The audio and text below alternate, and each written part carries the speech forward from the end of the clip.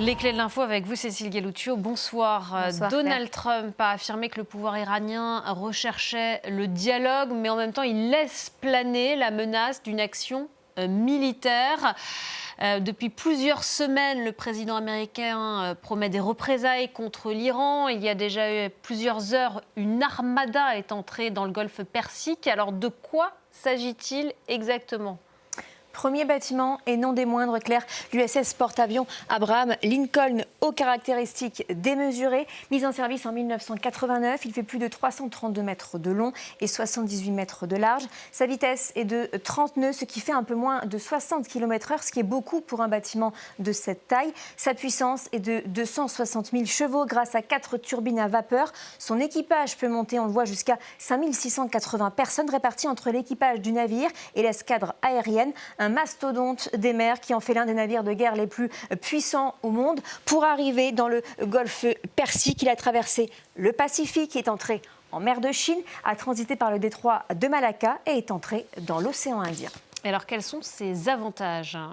D'abord parce qu'il utilise la propulsion nucléaire de la classe Nimitz. Ça veut dire en gros une autonomie illimitée et un déplacement rapide d'un théâtre d'opération à un autre. Il a été pensé en fait pour servir de base aérienne mobile à des milliers de kilomètres du territoire américain. Aussi, regardez, son arsenal est considérable. Il dispose de systèmes défensifs courte portée pour contrer des menaces immédiates comme des missiles mer-air, des missiles sol-air. Et il dispose aussi de canons automatiques pour son système de défense. Il est également équipé de radars sophistiqués de recherche aérienne. Enfin, sa force réside aussi dans l'aviation qu'il transporte. Il est équipé de chasseurs Super Hornet qui ont un rayon d'action d'environ 722 km. Également, il est équipé d'avions de guerre électroniques, d'avions d'alerte précoce. En fait, il peut transporter jusqu'à 90 aéronefs, y compris des hélicoptères. C'est une véritable forteresse flottante. Une forteresse protégée par une escorte de destroyers. Oui, au nombre de 3. Il y a l'USS Frank E. Peterson Jr. Le voici. Il y a également... Il y a également l'USS Spruance et également l'USS Michael Murphy.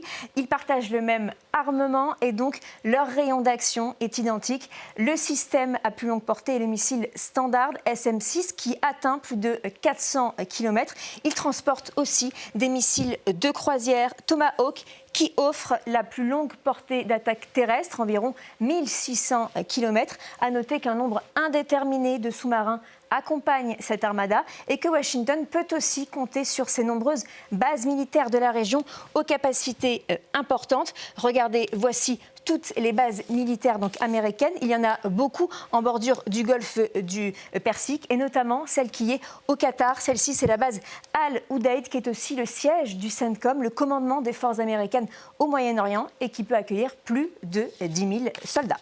Mais ça ne veut pas dire que Washington s'apprête à attaquer. Non, à ce stade, c'est plutôt une démonstration de force. Regardez ce qu'a dit le président américain. « Je préférais que rien ne se passe, mais nous les surveillons de très près. » Et la tentative d'intimidation semble fonctionner, puisque le républicain affirme que le régime iranien serait prêt à négocier, vous l'avez dit. À noter aussi que l'ayatollah Ali Khamenei vivrait terré dans un bunker en ce moment depuis une dizaine de jours déjà. En réalité, les Iraniens le savent, ils sont battus d'avance parce que leur flotte de surface n'est pas une réelle menace. Ils possèdent tout de même 3 sous-marins de classe Kilo et une flotte de mini-sous-marins qui pourraient contraindre le porte-avions américain à ne pas approcher trop près des côtes. C'était les clés de l'info. Merci beaucoup, Cécile Guelluccio.